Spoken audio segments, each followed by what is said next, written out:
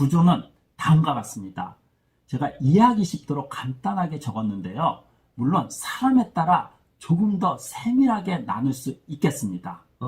그러면은 현재 코로나로 인해서 활용하기 가장 좋은 도구는 무엇인가요? 유튜브입니다. 음, 왜냐하면 유튜브는 집에서 볼 수 있습니다.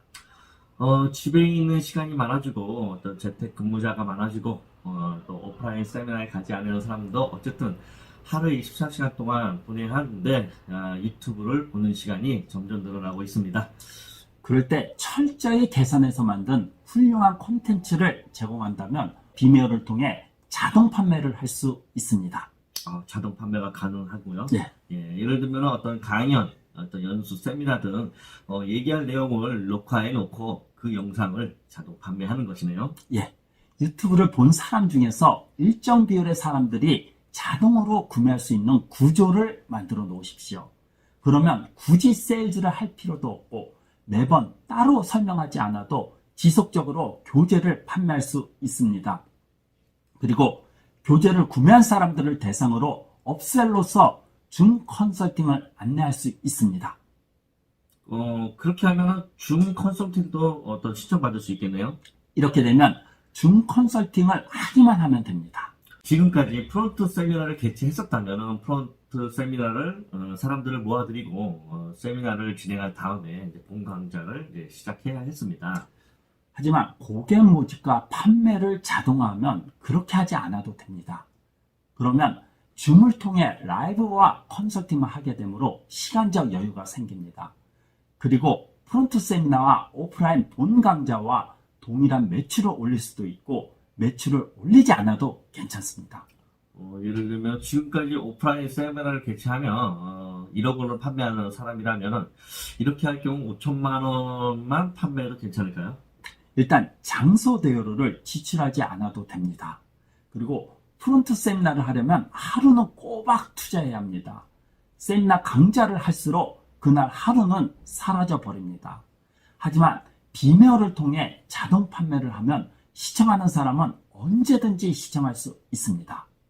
그러므로 어떤 나의 시간을 뺏기지 않으면서 구매하려는 사람이 구매할 수 있는 기회는 증가하는군요. 따라서 결과적으로는 사람을 더 잘 모아들일 수 있습니다. 그러면 오프라인 세미나를 할 때보다는 수강자가 늘어날 수 있겠네요. 그러면서 나 자신은 줌 생방송을 할 때만 시간을 투자하면 됩니다. 그래서 어떤 자유로운 시간을 얻을 수 있고 이익률도 매우 높아지겠네요.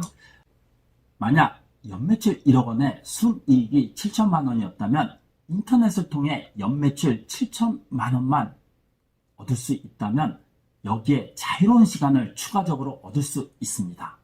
연매출 7천만 원이 곧 순수익 7천만 원이 되는군요. 네. 그리고 또한 자유로운 시간이 얻을 수 있다면 훨씬 좋은 거죠. 물론 주의할 점도 세 가지가 있습니다.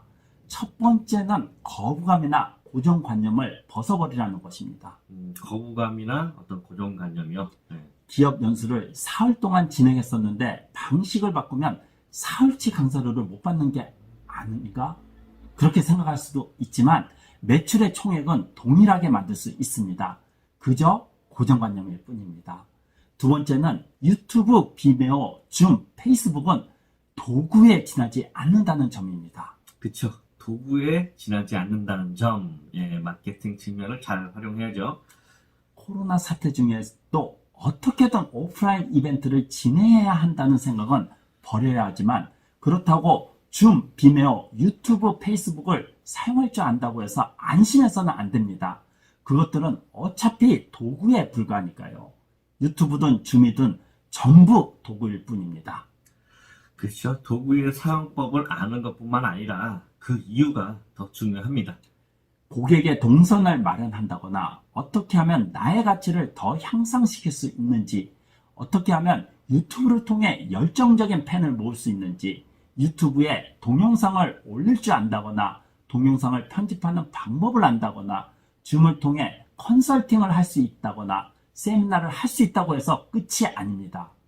줌에서의 컨설팅은 어떤 스타일이어야 좋을까? 가장 알맞은 금액은 얼마일까? 그런 점까지 같이 고려해야 합니다. 세 번째 주의사항은 가치를 제공하는 방식이 바뀌었음을 이해하라는 것입니다. 네, 가치 제공하는 방식을 이해하라. 지금까지 오프라인을 위주로 하던 사람이라면 직접 만나는 것도 아닌데 사람들이 모일까? 즉 가치 제공 방식이 바뀌면 기존의 고정관념 때문에 두려워질 수 있습니다. 하지만 지금은 코로나 사태로 인해 강제적으로 변화를 해야 할 때입니다. 네, 강제적으로 변화를 해야 할 때다. 그러니 변화를 해보십시오. 그럼 가치 제공 방식의 변화에 대해 생각해 보겠습니다. 안녕하세요. 미라클 마케팅 민진홍 소장입니다. 마케팅 무엇을 어떻게 할지 몰라 고민하고 계신가요? 더 이상 혼자 고민하지 마세요. 설명문에 있는 링크를 클릭하셔서 1:1 상담 신청을 받아보시기 바랍니다.